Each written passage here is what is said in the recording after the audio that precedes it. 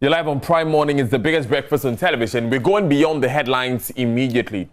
This week, one of the big trending issues has been the EJURA Committee and the fact that their report is not out. We know that the family of the late Ibrahim Mohammed, a.k.a. Kaka, petitioned the National Chief Imam, Sheikh Osman Nuhu Sharabutu, and they asked him, first of all, to speak about Baba Idi, their brother, who is currently in police custody, and also to look at the expedition of the release of this Justice Ekumsin report that was put up after the EJURA committee sittings. We'll be joined soon by Courage Nobi, who is with the NPP's National Communications team, but we have with us in studio ONASSIS KOBBY, who is with the NDC. He is the Ashanti Regional Deputy Youth Organizer. KOBBY, how are you doing? Well, I'm blessed. Great to have you. I like your shirt. Thank you. Thank you. Nice one. Nice one. Okay, so you're from the Ashanti region. Wait, so I'm starting with this issue. Yeah. Of course, there are a couple more that we'll discuss. Yeah. But look, what we know is that even if this was a commission of inquiry, the president will have an unlimited amount of time to release a white paper on it. It's not a commission of inquiry. It's just for governments to act. So why does it need to be made public? Good morning to your viewers. And with this issue, it's quite sudden, and to the extent that the nation has taken so much interest in this very issue, especially how it came about, and then it has taken a global interest as well. I mean, especially where people have lost their lives. Then the government acted upon pressure from the citizenry to have this issue investigated. Now we have a situation where the commission, I mean, has sat down in spite of all the doubts that were greeted with the setup of the commission, especially with the way the format went, the questioning and the fears that there may be some cover-ups. Now we have a situation where their work has been done. In fact, they even had an extension of their period. And then the work has been done.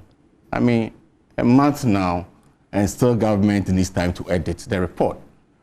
I mean, it's quite sudden. And for me, the posture of the family also gives cause to worry, because this is a family that from the onset have had their doubt as to the impartiality of the committee.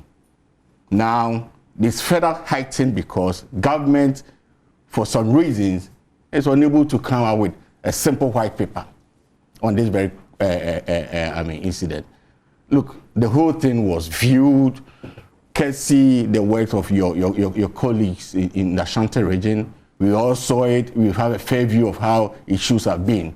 So for some of us, we don't see why government is still dragging its feet in coming out with a report. Yeah, but I mean, it's a sensitive issue. Doesn't government have a right to take their time to look through it and dice it well before? Because government in itself trusts in the integrity and the diligence of the committee that they put up. That's chaired by a peace court, high court judge. And having had an extensive engagement with the people, the actors and the players, then having had time to also come out with a report, I don't think government needs to do much, except maybe the report indicts certain people government, I mean, intends to protect, and that they want to put up a spin and, I mean, have a cleanup. Except that this report should have taken us more than a week for government to come out with a white paper on it. No, but you see, when of course, the rules on the white paper on commissions of inquiry, so it's not like they have to do a white paper. The question is that the reports would make recommendations. Exactly. In fact, we understand that one of the recommendations was that the MCE for EJURA should not be reappointed. Yeah.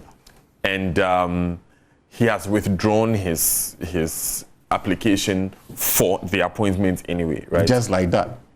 Yeah. Yeah, I mean, why? I mean, if the person is found culpable, if the person is indeed the originator of this whole violence and the loss of lives, should just a matter of not being reappointed? Should that be the punishment? Is it deterrent enough? What punishments would you expect? The person should be charged. If clearly the report is citing him as the instigator of this violence, then it's not just a mere resignation, because there's been loss of life, there's been loss of properties. Well, so we don't know. Right? Yes. So for me, I mean, these are some of the speculations, and these are some of the fears that in itself, for some of us, it has engineered this late release of the report, and that is even if it will be released, because you see, the way manner we do our things in Ghana has always been to buy time, keep people's off track, so that, I mean, the interest, this thing had come, the family had visited the chief, and that's how it has ignited this interest. That's how it became topical this morning. We're discussing it. Once the assurance has been given, they go back to EJURA. The next few days, I mean, everybody goes back to sleep, and there's no interest again. So government, knowing the very attitude of Ghanaians, and our seriousness to some of these issues, would always need to buy time for about 2 weeks. But then the issue will die down. But you see, my question is that ahead of this committee set up, during the sittings, you had members of the NDC, key executives, bastardize the entire process, say that because of the Ayawaso West Wuogon commission reports and white paper that did not take all the recommendations, they don't expect anything better to come out of this one. If that is your position, what then is the concern that the report hasn't been released? Yeah, so I mean, so what has happened is just to affirm our position, not to trust in government's adherence to some of these reports, especially with the fact that Ayawaso West was produced, certain recommendations were made, and government said, hey, I mean, get it off. Now, we have a situation where there have been loss of lives. Ayawaso, I mean, we couldn't say that we've seen people who have been disabled in a way, and I mean, with that one, there have been recommendations that the people should be compensated of a sort. And that one, to government, is finding it difficult to annihilate. Now, there will be loss of lives. We wouldn't want reoccurrence of some of these situations. That's the more reason why the committee is set up and certain recommendations are made. Now, to the extent that governments acted by setting up the report, we expect the same government to act on the report. Other than that, these things will keep repeating, nobody gets punished. And they've been one too many. I mean, you talk about the electoral violence, I mean, people losing their lives, government, the president promising to set up, I mean, a committee. To date, nothing has been set up. We can't continue to run this country on this line. Some would say that when the NDC was in power, there was the famous Talensi by-election where there was a lot of violence, and the then Interior Minister Mark Oyungu was interviewed. He said violence begets violence. And so with that, even though there wasn't even... Ghanaians were not charitable with him. That statement cost him a lot. I mean, not all people in the NDC even supported that. And I think he himself, upon deeper introspection, came out to more or less do a damage control. That is not what... I mean, we are supposed to progress. That we are supposed to mature as a country. If some of these things happen, the very reason why some of us are pushing for a closure to some of these occurrences is that we wouldn't want to escalate it in the near future. Yes, there were people who were slapped, nothing got done. Now people got maimed, nothing got done. Now people are being killed, nothing. I mean, what then are we protecting?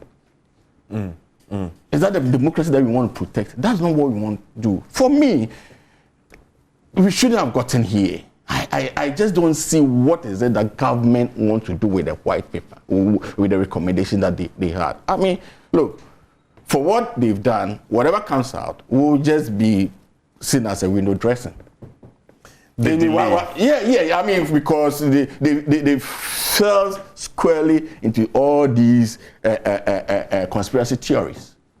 They fell squarely, by their act, they fell squarely into these conspiracy theories. Because you can't tell me after having so many months. I mean, the way manner, the committee conducted 8 investigations. I mean, at a point, people had a cause to worry that there was some kind of strategy to lay the blame squarely at the doorsteps of the multimedia reporter Erastus, for which reason he was threatened by a member of parliament. Today, the gentleman had to, disable his Facebook account. You don't see me anywhere. He's been some of our friends. You're unable to get in touch with him because he needs to also take over. Yeah, I know him from Ashanti. We've dealt with him on a number of times. Now he has to take cover. He needs to protect his life. Why must we get here? Then there's a report, and I don't know what they want to do with the report. I mean, we need to grow our democracy beyond. Okay. This. So I want us to quickly move from this and touch on the NDC's electoral reforms, which the MPP has responded to. First of all, harshly.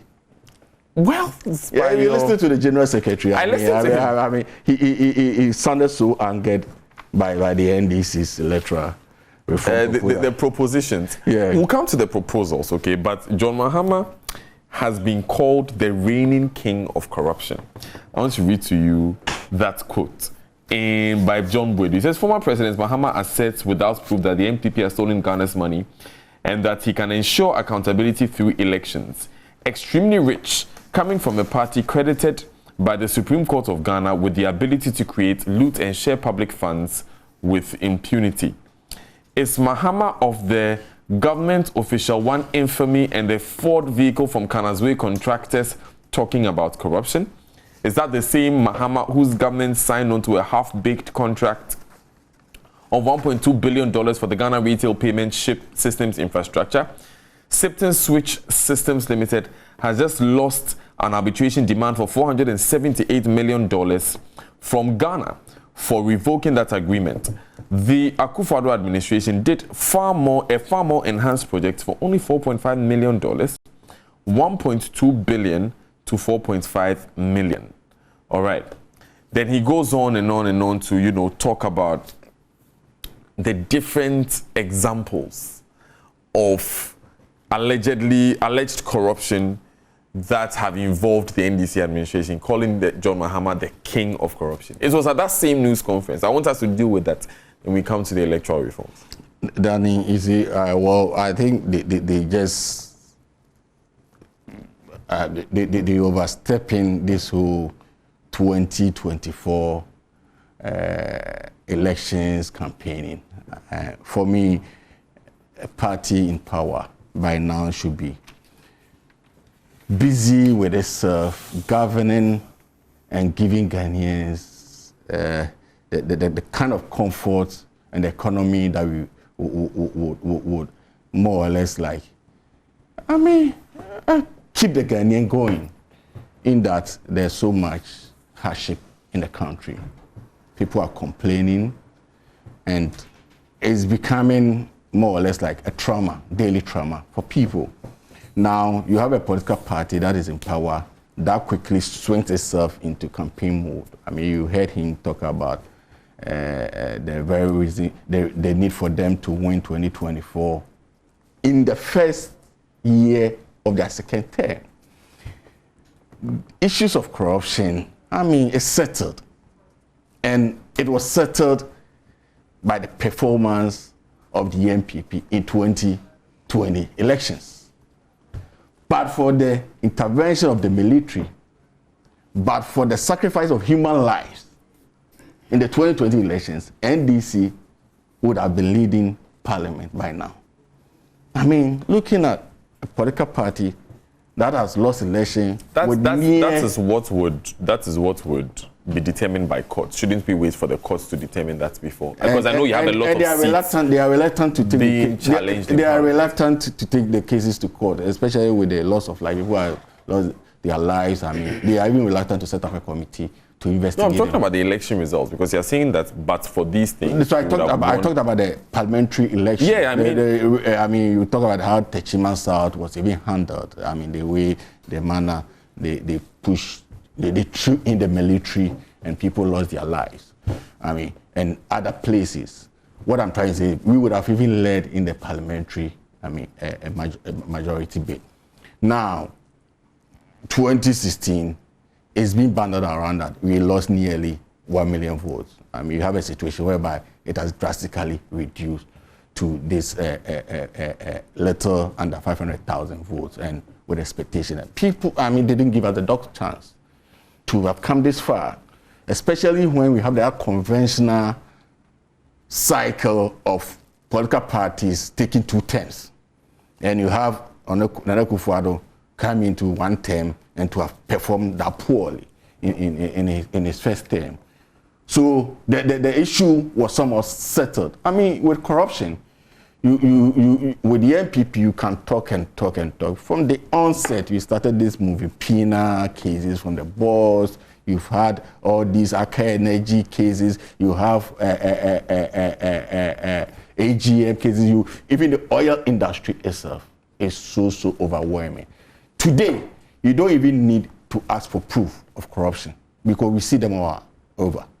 So you don't need to ask for proof. You don't even need to ask for proof. Corruption, you just only need some more. The perception aspect of it itself is much dangerous than in reality, because in this country, even when you've provided proof, there are still attempts to cover them. So what I mean is that the corruption itself is being normalized. Corruption is normalized in the extent that when you have the president set up committee, like this catch for 60 scandal, they will come and whitewash it, make it look clean. For them, everything is normal. This is the president who promised to use the ONASSIS theory. Today, ONASSIS himself is undercover. The undercover agent himself is undercover. Okay. We have a situation where Manasseh Azuri and Co. had to run takeover in other countries. Let me issue of corruption.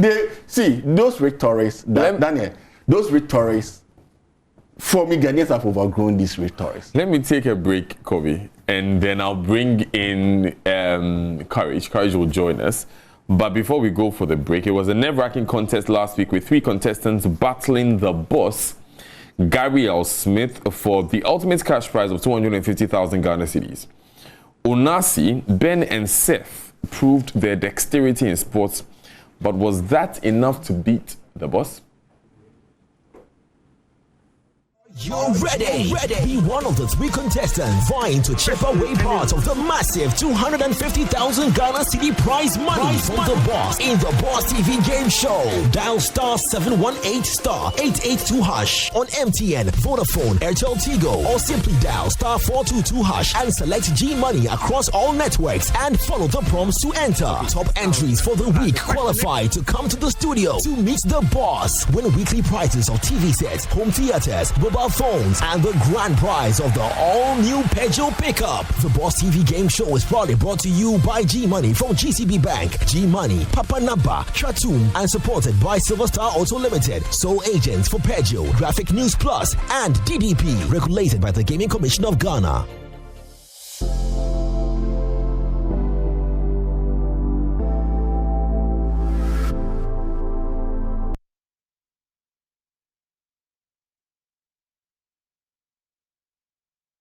So join the Boss Game Show at 8 p.m. every single Saturday. Like I said earlier, Courage Nobi has joined us. Courage, let's come and buy lunch for the whole team.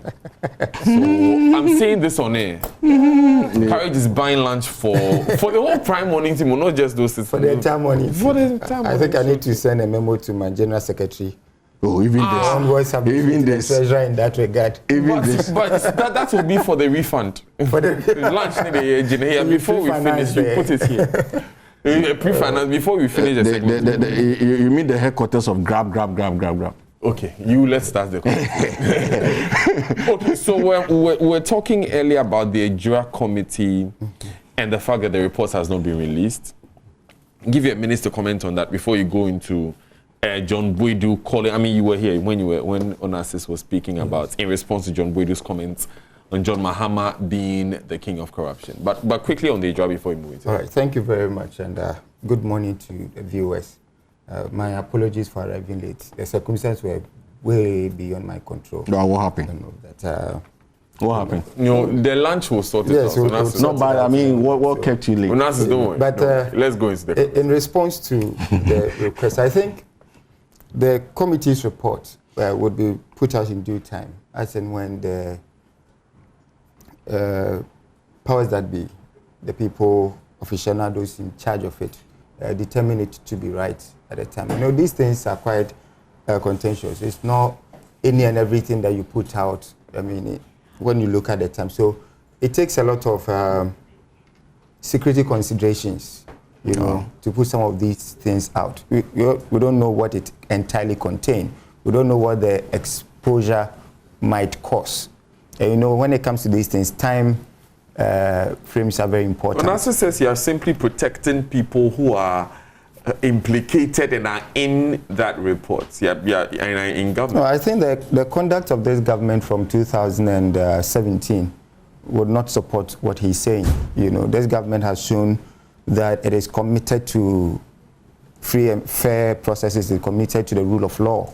And we've demonstrated that right from 2017 till now. You know, as for the NDC and ONASSIS and its NDC, they're only interested in name callings here and there, only interested in bastardizing what is working, only interested in making the obligatory remarks in the bid to look, to think that they can maybe wrestle power from a performing government. But they say President Akufo-Addo has only been a clearing agent.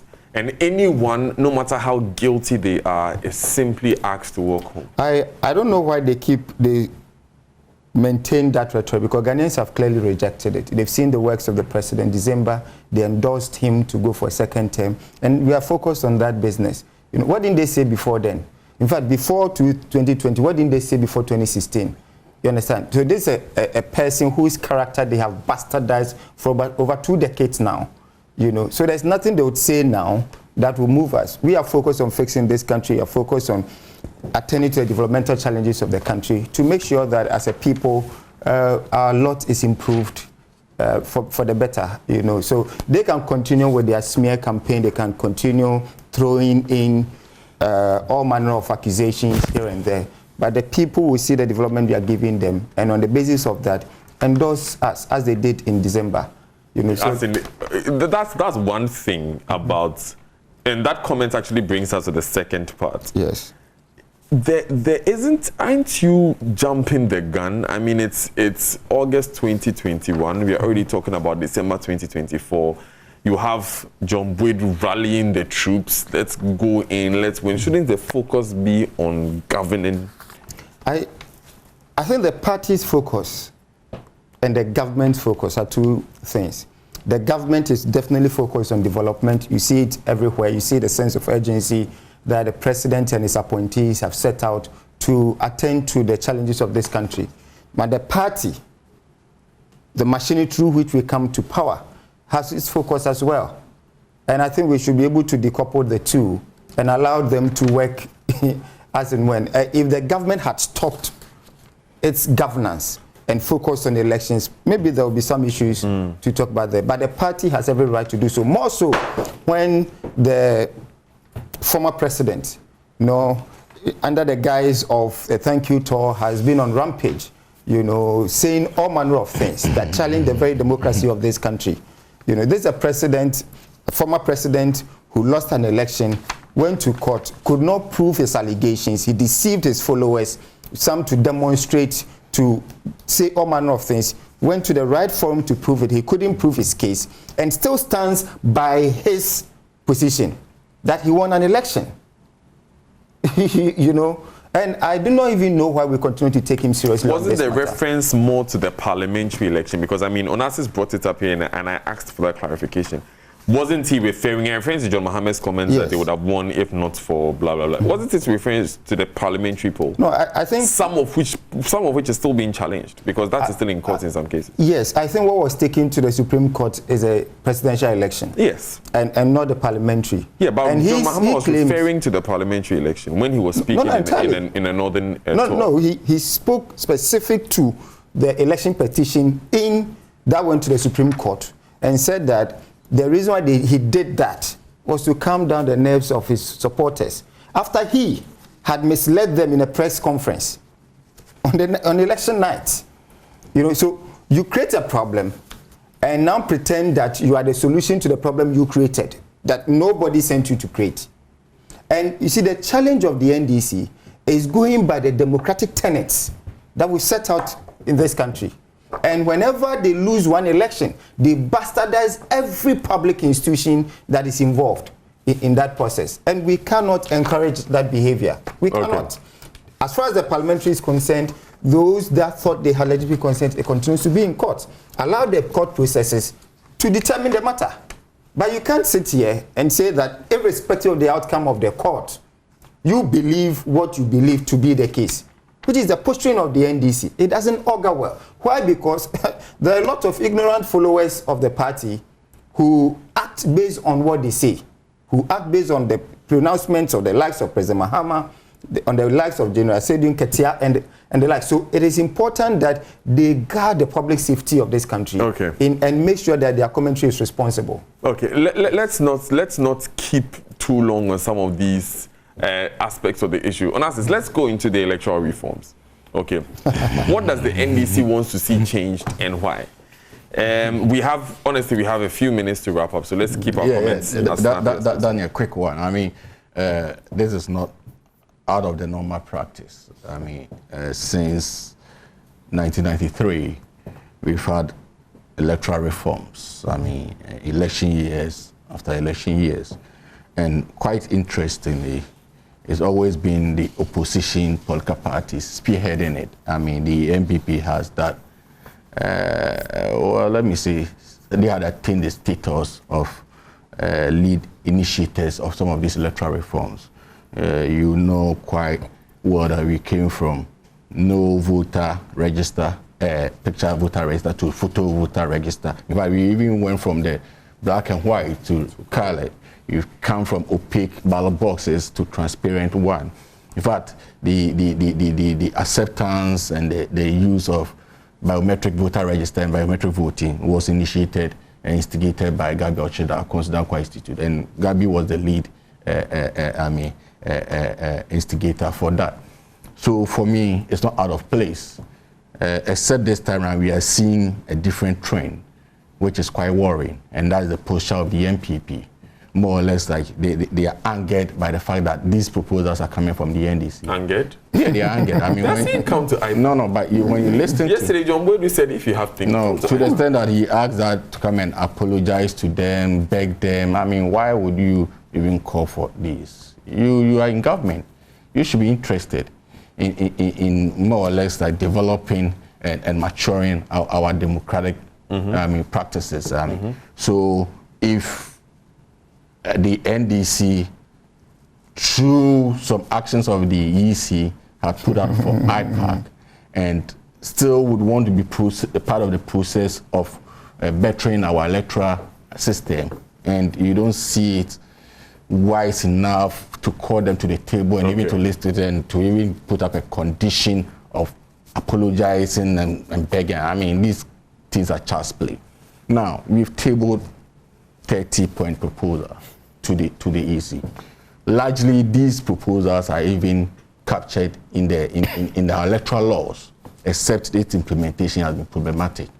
I mean, you talk about the fact that the EC has to display collated results at every polling stations for people to view. The participation of agents in the electoral collations and all those things have been captured. In fact, the Supreme Court had ruled that the GBC, which is the state's media house, should give equal and fair access to political parties in terms of campaigning. The report that came there after the elections suggested that indeed the government of the day was giving unfair advantage over the opposition. These are some of the things that we've called for. We've called for the fact that there need to be a clear definition of the role of these security agencies in our electoral process, i.e. the police. At what point in time does the military even come in? I mean, we saw quite strange things happen in the 2020 elections that have led to the loss of lives, precious lives. These are things that the NDC is asking for. And the fact that, what outside of IPAC, why outside IPAC? Even you, who is not a member of IPAC, you still have the right as a Ghanaian to send a proposal. But you have the added advantage of being a member of IPAC. And I'm saying the IPAC itself is just some ad hoc institution committee put up. I mean, it's not grounded in any law. It's just supposed to have. So even if we are outside of IPAC and we've tabled a salient, proposals, it's worth considering. The fact is that, and they are even angered by the proposal that the appointment of the EC chairperson should go through the same format as the special prosecutor, the chief justice, that's having its nomination sent to Parliament for prior approval by a committee. It's all about deepening our democracy. Okay. The fact that people, there should be a provision of job security. People should work with clear conscience, not fearing for their job, as Charlotte say, faced. They should be able to. So if such proposal comes, I don't think the NDC has. Thank you. Angered the gods to warrant some of these outbursts from the General Secretary. It's quite uncalled for. They should rather be welcoming us. Let's deliberate on these things. Those that need to be accepted by all, then be implemented. They should be hailing us for that. Thank you. Courage. I think ONASSIS's character on this particular platform, all right, typifies the NDC's character. When they're given a platform, they rather jump outside of it, and they want to play by their own rules. All right, even the rules of turn taking and engagement, they defy it, and then begin to make all manner of statements and things. You have a forum for addressing the matters concerning the electoral process. All right, I am wondering, when President Mahama was appointing Charlotte Osei back before the 2016 election, whether the NDC had these same concerns that ONASSIS is representing here, and there's that lack of ingenuity in the NDC's character and behavior. You've bastardized this institution before and after the election. You yourself. And this is the institution that holds our democracy. At every single point, you throw all manner of accusations at them. You don't substantiate them. No difference from what you did. No. To Charlotte Osei. They did worse. They did worse. Without substantiating any of it. And then you leave the appropriate forum that has been created for you, for your grievances to be addressed. And now go and stand behind the window and then start shouting. I've read through the 30-point submission that they've made, and I'm wondering, at what point did it come to the consciousness of the NDC, that these are, and some of them are quite dismissible because these are already things that are provided for. Now you fail by your own conduct. For example, you fail to be able to collate your own results, right, as basis for challenging the EC's results, as we saw in the 2016 election. And then you come up and say that collation of results should be A, B, C, and D and all that. Now, the failings of the NDC as a political party cannot be impugned on the Electoral Commission. But who said the political parties have the mandate to declare elections? It cannot be impugned on the Electoral Commission. So we want to look at the Electoral Commission. How does it, does it affect it? In the end, the EC holds the right to make those declarations. ONASSIS, must we always go to court? But that's where your collated results. In a democracy, what are you talking about? So you are always expecting political parties to hit to the court. In this right now, there's an independent arbiter. Why are you not supporting? Why are you not supporting the court for the EC to do what is right? ONASSIS, I'm calling you to order. Relax. Yeah, I got it. Thank you. You made a point about appointment of EC chair. The NPP made the similar call when you were in opposition, when Charlotte Osei was going to be appointed. We have the clippings of it where the NPP called for broader consultation. You actually called for you to go to Parliament. You had the opportunity, you did not. We did not. Yeah. Okay. Then at this point, the NDC has brought the proposal. What is so wrong? No, what I'm saying is that the 30-point ideas, apart from those that are already provided for in law, stick to the question. Apart from those ones, I don't have a challenge with calling for reforms. My challenge is in the one calling for the reforms. Your challenge is with the NDC. Exactly. Whom you challenge. Because their conduct does not even support this.